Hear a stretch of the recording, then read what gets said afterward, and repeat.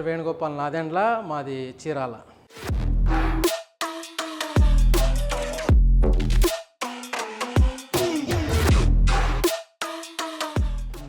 So ఈరోజు just నాకు చిన్నప్పటి నుంచి సామెతలు మహా చిరాకు, కానీ వాటి వల్లే నేను హ్యాపీగా ఫీల్ అయ్యాను. I use to enjoy the సామెతలు, కొటేషన్స్, కామెంట్స్, ఈ 3 అనమాట. చిన్నప్పటి నుంచి అసలు ఎట్లా చదివాను.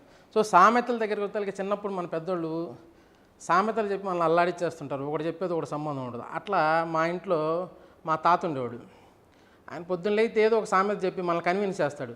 ఏదో ఒకటి, ఈ పని మనం చెయ్యట్లేదు అనుకో, నేను ఈ పని చెయ్యను ఎట్టి పరిస్థితిలో అనగానే ఒక సామెత చెబుతాడు. సామెత చెప్పి మనల్ని కన్విన్స్ చేస్తాడు అనమాట.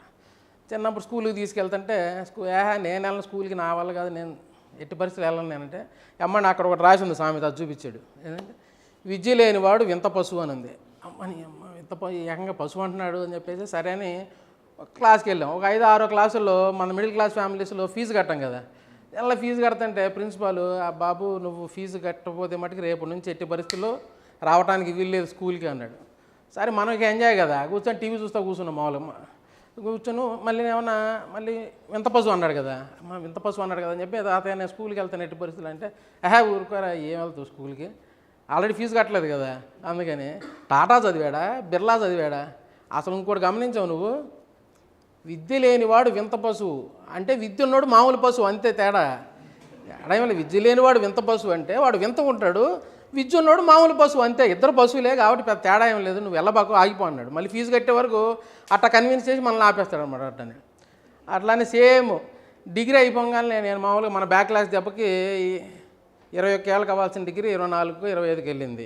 ఇక ఆ ఏజ్లో అంటే బాగా రేజ్ మీద ఉంటాం కాబట్టి అమ్మని ఇంట్లో నాకు పెళ్ళి కావాలి అర్జెంట్ అని వాళ్ళు అల్లాడిచ్చేసాం. తాతయ్య అందులో మనం అమ్మ నాన్నకి చెప్పాలి. అందుకని మా తాతయ్య నాకు పెళ్ళి అంటే నీకు తెలియదురా రే, నీకు తెలీదు, వివాహం విద్యనాశాయ, శోభనం సర్వనాశాయ అన్నాడు. అమ్మని అమ్మ అంత ఉందా అని చెప్పేసి సరే కన్విన్స్ చేసాడు. ఏమంటే అమ్మని నేను సరే అని చెప్పి ఎంబీఏ కట్టా. మన ఎంబీఏ ఫైనాన్స్ జరగాలి. కరెక్ట్గా ఎంబీఏ చేరిన క్లాసులు స్టార్ట్ అయ్యి 1 నెల కాగానే సంబంధం తెచ్చాడు. అరే పెళ్లి చేసుకో అర్జెంటుగా నువ్వు అని.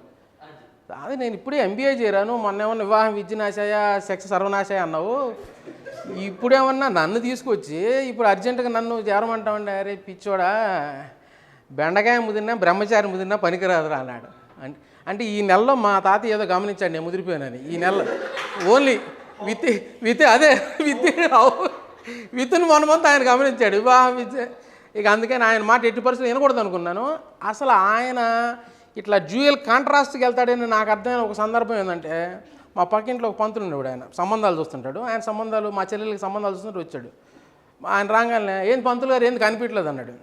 గురుగారు ఊటీ వెళ్ళొచ్చాను గురుగారు అన్నాడు. అది మంచి మిడ్ డిసెంబర్ జనవరి డిసెంబర్ చలిలో ఊటీ వెళ్ళొచ్చాడు అనమాట. ఏమన్నా మా తాత ఊటీ వెళ్ళొచ్చారా, ఏది డిసెంబర్ జనవరిలో, ఏది సెకండ్ ఫ్యామిలీతోనేగా అన్నాడు. అదేంటి సార్ అంత మాట అన్నారు అంటాడు. అదేంటి సమ్మర్లో అయితే మామూలు ఫస్ట్ ఫ్యామిలీతో వెళ్తాం, ఇక సెకండ్ ఫ్యామిలీని కూడా ఊటీకి వింటర్లో కూడా వెళ్ళారంటే మీరు ఖచ్చితంగా సెకండ్ ఫ్యామిలీతో వెళ్ళుంటారంటే, అయ్యో గురుగారు ఏం లేదండి వెళ్ళాలంటే, అసలు మీకు తెలియదు కానీ గురుగారు మీరు మంచి పని చేశారు, పిచ్చోళ్ళు అందరూ సమ్మర్లో వెళ్తారు ఊటీకి, అసలు కరెక్ట్ పీరియడ్ అంటే జనవరి కానీ డిసెంబర్ కానీ వెళ్ళాలి ఊటీకి అంతే అన్నాడు. ఆయన అట్లా తలుపు తిరిగి వెళ్ళంగానే పిచ్చినా కొడుకు జనవరిలోను డిసెంబర్ ఊటీ వెళ్తాడు వీడు అన్నాడు. సో మా తాత డ్యూయల్ కాన్సెప్ట్ ఉంటాడు. అప్పటి నుంచి నాకు సామెతల మీద, కొటేషన్స్ మీద, కామెంట్స్ మీద అట్లా ఐ యూజ్ టు అబ్జర్వ్ అనమాట, ఎట్లా ఏం కామెంట్స్ చేస్తారని. సో అట్లా నాకు బాగా నచ్చినవి ఇంకోటి ఆటోల మీద కామెంట్స్. అందులోనూ ఆంధ్రాలో అయితే అసలు విపరీతమైన క్రియేటివిటీ ఆటోల మీద. మన జనరల్గా చూసేది మా అమ్మ పోచమ్మ తల్లి, మా అమ్మ పోలేరమ్మ తల్లి, ఈ జనరల్గా అది జనరల్గా ఇక నెక్స్ట్ వచ్చేసేసి మన అమర్ చెప్పిన టైప్ అనమాట. ఏది నన్ను చూసి ఏడవగరా, వాడు ఆడిని చూసి మనం ఏడుస్తున్నామని వాడి బాధ ఒకటి, లేకపోతే నీ ఏడిపే నా ఎదుగుదల, నన్ను ఈ ఒక సైడ్ అనమాట. ఇంకా ఆ తర్వాత ఇంకొకటి స్టార్ట్ అయింది. మా దగ్గర చీరాల్లో ఒక ఆటో తిరుగుతుంటుంది. అది first Prabhas is my darling, Prabhas is my God, Prabhas లేకపోతే నేను లేను అంటాడు. పక్కన రామ్ చరణ్ ఫోటో ఉంటుంది. అని అడిగారు ఈ రామ్ చరణ్ ఫోటో కదా అంటే, అన్న నేను ఆర్టిస్ట్కి ప్రభాస్ అని చెప్పాను అన్న, అటెన్షన్ నేను ప్రభాసే అనుకుంటున్నాను అంటాడు. వాడికి తెలియదు అసలు ప్రభాస్ రామ్ చరణ్ కూడా తెలియదు, కానీ ప్రభాస్ 2 ఇట్లా రాస్తాడు అనమాట ఒకడు. ఇంకొకడు మన బళ్ళ మీద రాసుకుంటున్నాం కదా, మామ్స్ గిఫ్ట్, డాడ్స్ గిఫ్ట్. వీళ్ళు ఆటోల మీద కూడా డాడ్స్ గిఫ్ట్ అంటాడు. దానికి నాకు బాగా కనెక్ట్ అయ్యాను నేను డాడ్స్ గిఫ్ట్కి. ఎందుకంటే ఆయన నానా సంకలం నాకు డబ్బులు పెట్టి చదివితే ఇటు చదివేది లేదు, ఏం లేదు. ఇక అందుకని ఫైనల్గా ఆటో కొనిచ్చాడు కాబట్టి డాడ్స్ గిఫ్ట్ అని రాసుకుంటాడు. అది ఇక నెక్స్ట్ వైఫ్స్ గిఫ్ట్. అది వైఫ్ కంపల్సరీ ఫోర్స్ చేస్తుంది, ఎందుకంటే కట్నం డబ్బులు తెచ్చిద్ది. కట్నం డబ్బులతో ఇది ఆటో కొంటాడు. ఆటో కొన్నప్పుడు కంపల్సరీగా వైఫ్స్ గిఫ్ట్ అని రాయాల్సింది కదా, అది కంపల్సరీగా వైఫ్స్ గిఫ్ట్ ఉంటుంది. నేను ఈ మధ్య చూశాను షటకుడు గిఫ్ట్. షటకుడు గిఫ్ట్ కూడా రాస్తున్నారు, షటకుడు గిఫ్ట్ అవన్నీ. ఇంకొకడు లవర్స్ గిఫ్ట్ అని రాశాడు. లవర్స్ గిఫ్ట్ అంటే నేను అడిగి లవర్స్ గిఫ్ట్ అని రాసామంటే, యాక్చువల్లీ నేను ఫస్ట్లో సార్ ఐఏఎస్ అవుదాం అనుకున్నాను సార్, తర్వాత ఐపీఎస్, తర్వాత ఇట్లా అన్నీ ఆలోచించుంటే నేను ప్రేమించిన అమ్మాయి అమ్మటినే నువ్వు ఇవన్నీ కాదు నువ్వు ఆటో అని చెప్పి ఆటో కొనిపెట్టింది సార్ అన్నాడు. అంటే ఆ అమ్మాయి వీడిని ఫస్ట్ మీటింగ్లో కనిపెట్టింది, వీడికి తోలేదు ఆటోనే కరెక్ట్, వీడికి మిగిలినవన్నీ మనకి కష్టం కాదని చెప్పేసి. ఇంకో కాంట్రాస్ట్ ఉంటుంది. మా ఇంటి ఎదురు ఒక ఆటో డ్రైవర్ ఉండేవాడు. ఆడు పొద్దున్న లేవగానే ఆటోని శుభ్రంగా తోమి మొత్తం నీట్గా తుడుస్తుంటాడు. తుడిచేసేసి ఫస్ట్ అమ్మే దైవం అని ఉంటాడు. ఆడ అమ్మే దైవం అనగానే దాన్ని శుభ్రంగా దువ్వి ఇటు చూసి వెళ్తాడు. మనం కరెక్ట్ సాయంత్రం వచ్చి తనకి మందేసి వాళ్ళ ఆమెను కొడతాడు, ఎదురొస్తే వాళ్ళ అమ్మను కూడా కొడుతుంటాడు వాడు. మళ్ళీ పొద్దున్న లేచి అమ్మే దైవం అని చెప్పేసి ఇది రాస్తుంటాడు అనమాట. ఇంకోటి ఈ అమ్మే దైవంలో ఇంకొకడు వైఫ్ ఈజ్ గాడ్ అని రాశాడు. అయితే వాడి పర్సనల్ అది వైఫ్ ఈజ్ గాడ్ అనేది వాడి పర్సనల్, వాడికి కావచ్చు, నాకు కాదు కదా, నాకు కాదు చాలామంది కాదు. అసలు అఫెండ్ అయ్యి అసలు ఆటో ఎక్కరాడు ఆవిడ తీసే వరకు చాలామంది అసలు ఆటో ఎక్కే సమస్య లేదనమాట. అలా ఉంటుంది. ఇంకా క్రియేటివ్గా చీరాల్లో ఆటోలో ఒకడు చీరను కాదు దారిని చూడు అంట. అరే ఎంత క్రియేటివ్గా మీకంటే పెద్ద అక్షరాలతో చీరను కాదు దారిని చూడు అంటాడు ఒకడు. ఇంకొకడు హాయని ఆశ పెట్టకు, బాయని బాధ పెట్టకు.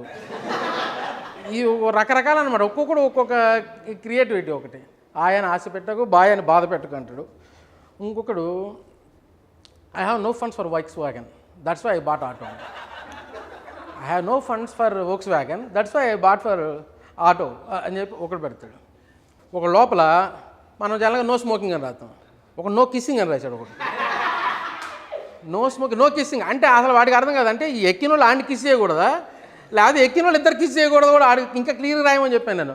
లేకపోతే ఆ కిస్ తర్వాత కూడా అసలు ఏమేం చేయకూడదు ఒక లిస్ట్ పెట్టు, అసలు ఆటోలు ఏమేం చేయకూడదు ఒక లిస్ట్ పెట్టరా బాబు అని చెప్పేసి అట్లా అనమాట. ఇంకా ఆటోల మీద బాగా ఇంట్రెస్ట్ తర్వాత నాకు తర్వాత బాగా కామెంట్స్ మీద ఫోకస్ అయింది.